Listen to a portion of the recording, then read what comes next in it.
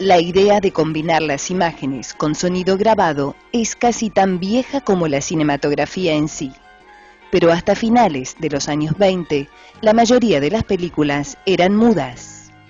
Este periodo, anterior a la introducción del sonido, se conoce como la era muda.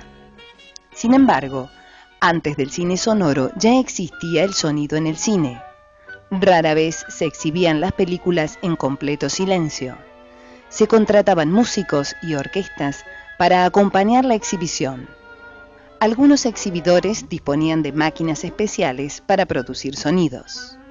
Podían escucharse el ruido de una tormenta, el canto de los pájaros o el ruido de una calle transitada. Como el cine mudo no podía servirse de audio sincronizado con la imagen para presentar los diálogos, se añadían títulos o rótulos escritos en pantalla, para aclarar de esta manera la situación a la audiencia o para mostrar conversaciones importantes. Además, para hacer comprensibles las situaciones, los actores debían poner mayor énfasis en el lenguaje corporal y en la expresión facial. Los gestos se exageraban y los movimientos en escena debían ser contundentes. En los años 20, las películas cómicas tuvieron su época dorada. Las estrellas del género fueron Charles Chaplin, Lloyd y Buster Keaton. Cada uno de ellos desarrolló su estilo personal. Keaton, por ejemplo, nunca sonreía, y en películas como el moderno Sherlock Holmes de 1924, hizo contrastar su gesto impasible con los gags visuales basados en sus increíbles facultades físicas.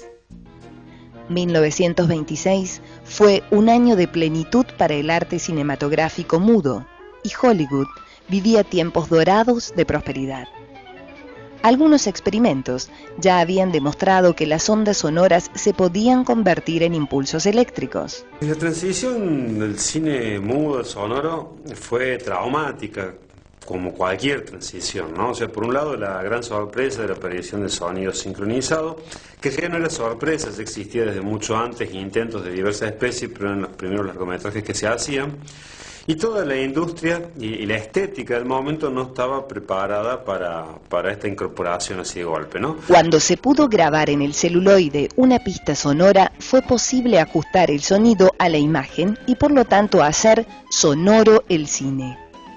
Corría el año 1926 y los hermanos Warner estaban decididos a transformar su compañía en una de las grandes de Hollywood, e iniciaron un proceso de expansión y desarrollo inédito hasta el momento.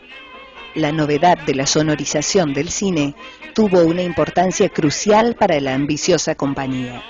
El primer método que aparece sonido es el Vitaphone, que son discos sincronizados con la película, y esto se desincronizaba con cierta facilidad, un rayón en el disco que hacía saltar la púa, dejaba las cosas corridas de sincro, provocando situaciones bastante graciosas. En 1926 se estrenó en Nueva York Don Juan, con efectos sonoros y una partitura sincronizada. Luego, varios cortometrajes fueron perfeccionando los dos sistemas, el Vitaphone de la Warner y el Movietone de la Fox. En 1927 se estrenó El Cantor de Jazz, considerada la primera película sonora de la historia del cine. Bajo el eslogan "Aún no has oído nada", el film llegó a las salas de todo el mundo y marcó el comienzo del final del cine mudo. En 1930, el sonoro era un hecho, y el cine mudo había quedado atrás para siempre. En los años posteriores, la industria cinematográfica se convirtió en uno de los sectores principales de la economía norteamericana, generando cientos de millones de dólares cada año. Las películas se difundieron en varios países, dominando la oferta cinematográfica internacional. La transición del cine mudo al sonoro fue vertiginosa. De hecho, muchas películas que habían comenzado su proceso de producción como mudas fueron sonorizadas después para adecuarse a la actual demanda.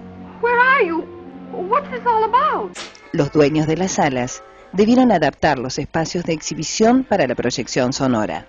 La grabación de sonido en las primeras películas era realizada por un grupo de actores que se situaba cerca de un micrófono fijo.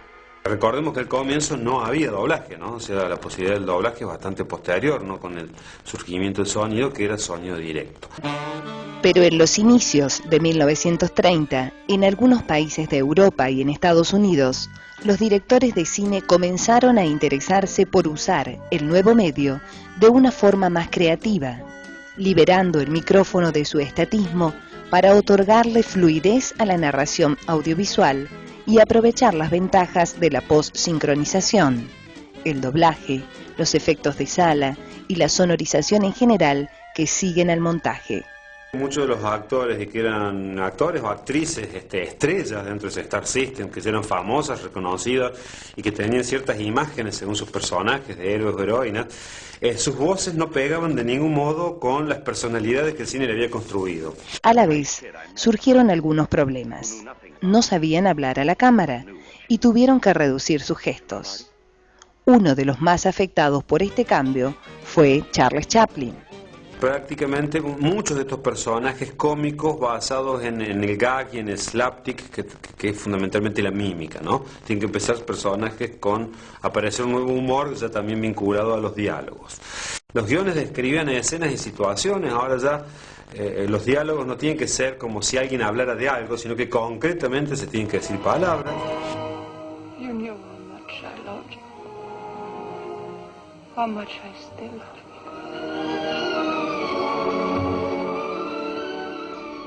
No todos estaban de acuerdo con la incorporación del sonido a las películas.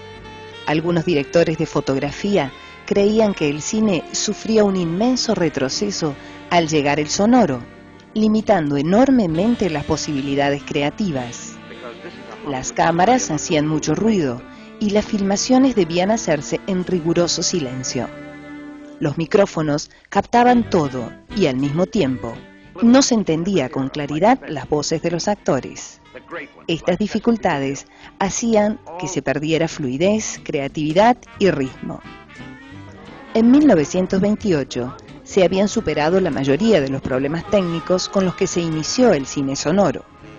Apareció la jirafa, el micrófono que se coloca en lo alto de la escena que permite la utilización de cámaras sonorizadas y pesadas que dieron movilidad a las escenas.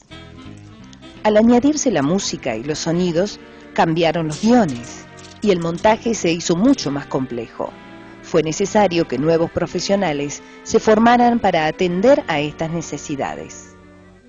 El sistema de registro funcionaba básicamente en cintas de bobina abiertas, como los clásicos magnetófonos portátiles, llamados nagras. Se hacían varias pistas sonoras magnéticas separadas, sincronizadas todas ellas con la imagen. Y después, en el proceso de mezcla, se reunían en una única pista llamada máster. En un estudio de postproducción, los sonidos eran transferidos a la película magnética para ser montados junto con las imágenes. En la actualidad, este proceso está en desuso y por lo general la sonorización se realiza en soportes informáticos digitales.